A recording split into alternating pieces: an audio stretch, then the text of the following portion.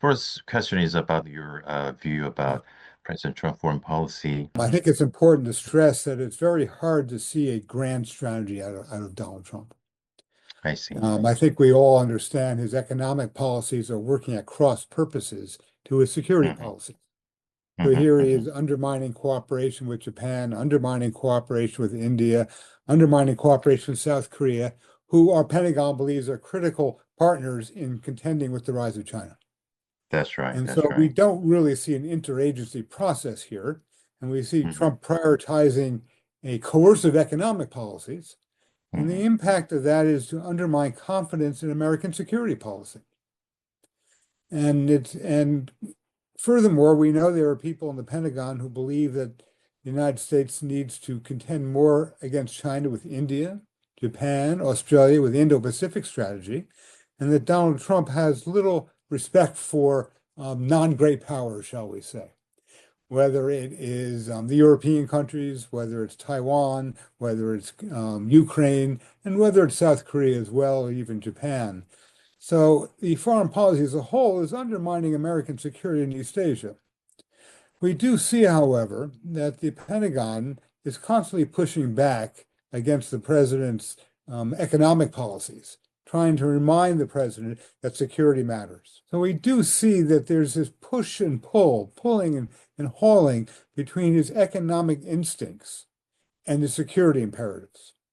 Now, it's very hard for the United States to recover from Donald Trump's economic policies and his overall lack of attention to American allies, despite the efforts of the Pentagon to pull the president back to the center. Second one probably will be about U.S. China relations. Countries don't like uncertainty either because they're afraid to be abandoned during critical moments. And there's only one way to adjust to this uncertainty, and that's to improve relations with China.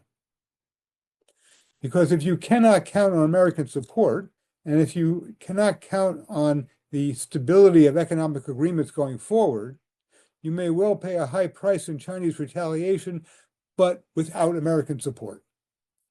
And so the risk is that you make agreements with America that may be helpful or seem helpful, but in reality, they keep getting renegotiated, security commitments erode, and you're faced with greater Chinese pressure simultaneously. I can't think of a worse situation for South Korea, for the Philippines, for Taiwan, and other countries in East Asia. This is what the president has done. I see no evidence that he is reconsidering, as though our allies have no confidence in American policy going forward. And we do see in Canada, for example, an effort to increase cooperation with China and other countries. We see Australia increasing cooperation with China. We see your country trying to increase cooperation with China. The Chinese are willing to use what leverage they have against American allies who have lack of confidence in America. And we see South Korea between an unreliable America, an unpredictable America, and China willing to use coercive policies to compel South Korea to reconsider cooperation with America. Considering, public support for President Trump in the United States after his term is over, do you think that Trumpist America First policy will continue and, with some pressures on allies like South Korea? About post-Trump, our attention is that Donald Trump carries out excessive public diplomacy. This has two problems. One, we see his flip-flops back and forth. Well, that's not good for the U.S. reputation, is it? That's just not Sure, good. sure. But then second, publicizes degree of U.S.-China differences. This degree of public diplomacy, I believe, would end with a new president. There would continue to be issues over technology, over rare earths, but they would be negotiated quietly and deals would be announced that would look to be progress rather than simply short-term solutions to long-term polemics. So I think we do have the prospect of improving our diplomacy with in 3 years. Mhm. That would be a good thing. Turning to China, recently escalated export controls on rare earth materials, and that is a well-prepared, well-calibrated response to present pressure. So how do you assess China's intention to deal with, U.S. pressure? Well, I think, first of all, the Chinese new regulations are simply regulations for approval. They do Mhm. not automatically exercise greater constraints, restraint, or controls over exports. They give the Chinese government greater ability to control those exports if they wish to. China uses this leverage not just against the United States, but against other countries to persuade them to cooperate less with American policy. For many countries, I think they will decide that cooperation with China is important to their economic security, and that because the United States is an unreliable partner and it is carrying out economic protectionism against them as well, they will have little choice but to manage relations with China so as to maintain their access to the Chinese market and as to maintain their access to Chinese rare earths and exports. And this will require South Korea somehow to deal with how you cooperate with American tariffs, how you deal with shipbuilding, how you deal with science and technology restrictions, and simultaneously not risk access to the Chinese market. I don't see the rare earths issue as decisive because China will manipulate it.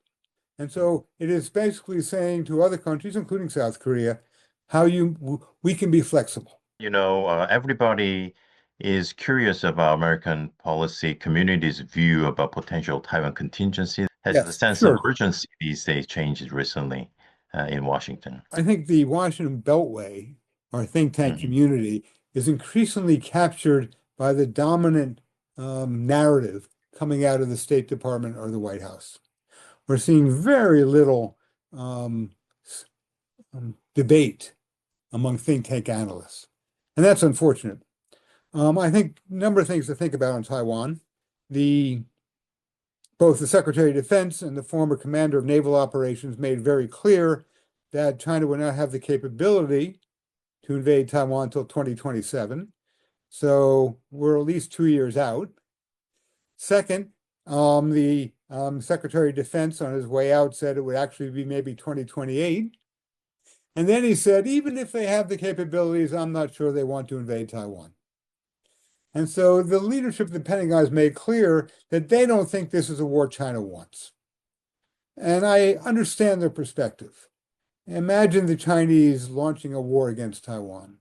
First, you have to land on the beaches of the east coast of Taiwan. Then you got to fight through Taiwan military. Then you have to march through Taiwan's urban suburban sprawl. They would have to fight suburban households the entire way. Then they have to fight urban warfare in Taiwan's major cities. And the United States is selling Taiwan the perfect equipment to range long-term protracted warfare against the Chinese occupation. One way I think about this is that we say that Xi Jinping wants to realize the Chinese dream. That may be. But suppose he fails to realize the Chinese dream and goes down in history as the most weakest Chinese leader in history. He doesn't want that. Moreover, the Chinese are still winning. The balance of power in the Taiwan Strait continues to tilt toward China away from the United States. Ultimately, to go back a step, I think it's important to recognize that other than Japan, the three countries in East Asia that have an inconsistent policy of managing the rise of China are all democracies. It's South Korea, it's Taiwan, the Philippines. But over time, democracies will also have to contend with the rise of China. The rest of East Asia has said we're not taking sides. And ultimately, Taiwan, I think the Chinese understand, will be compelled to adopt a similar perspective. The KMT continues to talk about a 1992 consensus and have a very good possibility of winning the next election. Why would the Chinese want to use force under those circumstances? Rather, I think the Chinese strategy is to continue to put great pressure on Taiwan with its military, with its Coast Guard, with its Air Force, with its Navy, similar to what it's doing on Taiwan, in perhaps the hope that Taiwan starts a crisis. The same way the perspective was that Nancy Pelosi was at fault for a visit to Taiwan, or the same way the perspective was the Philippines was at fault for Scarborough Shoal in 2012. This would allow the Chinese to announce a 2-week military exercise to close the trading space with Taiwan, just 2 weeks. And that would leave the U.S. helpless to respond. So I don't think the Chinese want a war, they want a crisis. That would be the way to minimize conflict with South Korea, minimize tensions with Australia, and achieve its purposes with Taiwan to undermine U.S.-Taiwan cooperation. Well, from South Korea's perspective, there is a discussion about so-called modernization of alliance, in which U.S. is requesting that South Korea should do something in dealing with, deterring against any possible Chinese actions against Taiwan. But, given South Korea's geostrategic constraints, it's highly unlikely that Seoul would participate in any direct military engagement in this situation. So we try to understand, is there any realistic understanding in Washington of these limits, and how are the expectations are calibrated accordingly? Well, for the last 20 or 30 years, South Korea has had a clear policy that American forces in South Korea are there to defend against North Korea. Hmm. Hmm. And any out-of-area contingencies, American bases cannot be used. Now, the Hmm. Yoon government began to erode this commitment somewhat, but I think Americans clearly understand this is the issue. American strategic flexibility was never popular in South Korea. We understand this. Hmm. And I think you're right. South Korea's geopolitical considerations, let's be somewhat straightforward about this. I had one of my recent visits to China, a former Chinese military leader said it would take them 20 hours to destroy every U.S. military facility in the Philippines. South Korea is no different. This is part of the problem the United States faces, is that the strategic utility of South Korea is diminishing with the rise of China, and yet we are doubling down on our cooperation against China. There's something of a contradiction there. If you're a U.S. security planner, where South Korea's contribution to American defense is diminishing, yet America's commitment to South Korea is growing. There's a problem there. That's why I say the next administration, there's considerable uncertainty the direction of American policy toward its alliances. So we completely understand this, and part of American policy is designed to lock in our contributions to these countries. So if there is conflict with China, we have such hand-in-glove cooperation that cooperation will be more assured than otherwise. This is certainly the purpose of AUKUS. It's the purpose of American deployments on the island chain south of Japan. So the last question will be about North Korea, considering Kim Jong-un's recent multilateral meetings with leaders like Xi Jinping and Putin in early September in the Chinese military parade. It seems like there is a historically strong relations between among these three countries. So we need to assess China's policy toward North Korea these days, especially when North Korea strengthens its ties with Russia. So do you think this authoritarian, alignment will grow stronger, which will make North Korea, better position? So we have seen greater Russia-South Korean cooperation. One has to ask whether there's any consequential significance to this. That is to say, if the Russians cannot defeat the Ukraine army, it's not clear what contribution they can make to North Korean security or to North Korean offensive capabilities.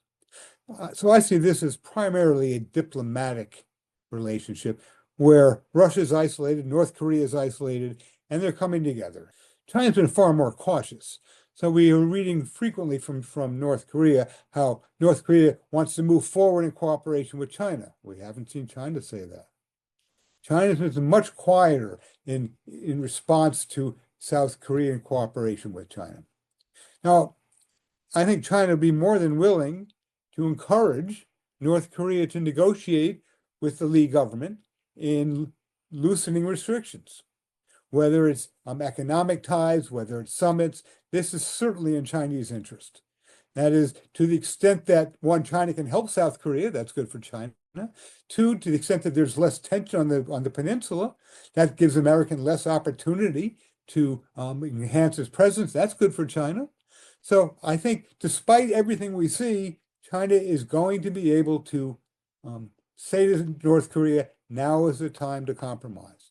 Now, of course, we've seen North Korea accepting, if you will, the status quo in North-South relations, right? They have given up this, at least declaratory policy on unification. They've blocked various access routes to the South.